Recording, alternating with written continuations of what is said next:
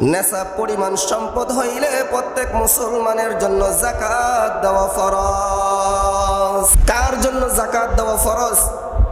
যার কাছে 7.5 তোলা স্বর্ণ থাকবে, 52.5 তোলা রূপা থাকবে, অথবা তার সমপরিমাণ মূল্য টাকা থাকবে, ব্যবসায়ী পণ্য থাকবে, এবং কারো কাছে যদি জমানো টাকা থাকে, এই 4 সম্পদের উপরে আল্লাহ তাআলা যাকাতকে ফরজ করে দিয়েছেন।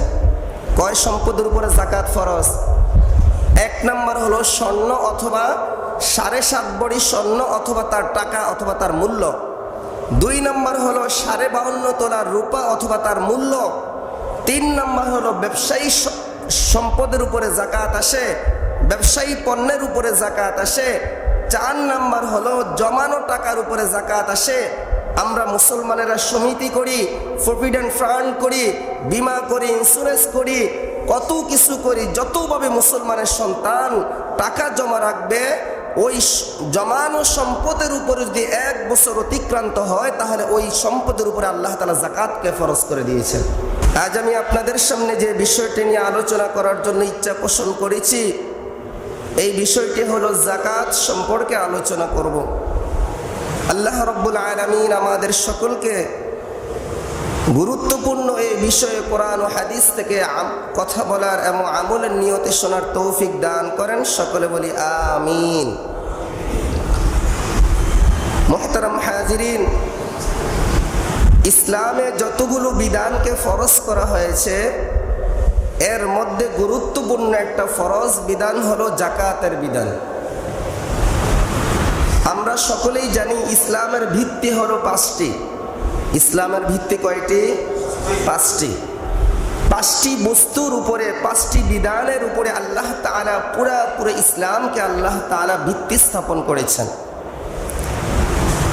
এই 5টা ভিত্তির কোনো একটা যদি কারো কাছে না থাকে, সে গুনাহগার হবে। যদি অস্বীকার করে, সে কাফের হয়ে যাবে।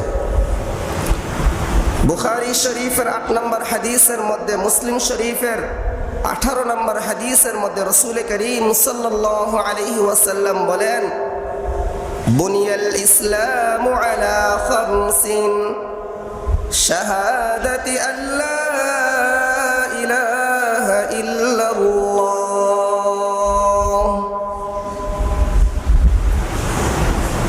ওয়া আন্না মুহাম্মাদার রাসূলুল্লাহ ওয়া ইকামিস সালাতি ওয়া ইতাইজ যাকাত ওয়াল হজ্জি ওয়া সাওমি রমাদান। জনাবে মুহাম্মাদুর রাসূলুল্লাহ সাল্লাল্লাহু আলাইহি ওয়াসাল্লাম বলেন, ইসলামের ভিত্তি হলো 5টি।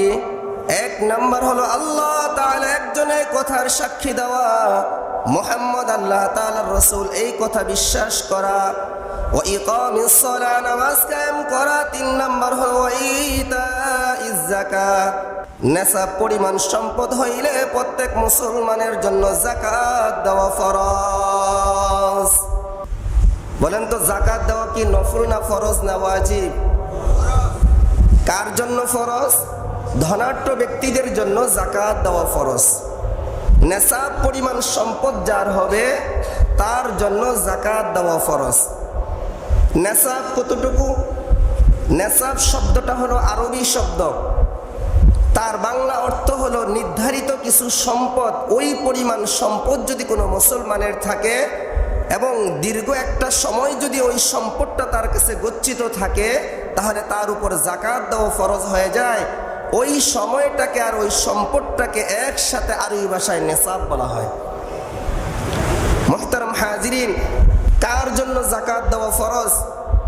যার কাছে 7.5 তোলা স্বর্ণ থাকবে, 52.5 তোলা রূপা থাকবে, অথবা তার সমপরিমাণ মূল্য টাকা থাকবে, ব্যবসায়ী পণ্য থাকবে, এবং কারো কাছে যদি জমানো টাকা থাকে, এই 4 সম্পদের উপরে আল্লাহ তাআলা যাকাতকে ফরজ করে দিয়েছেন।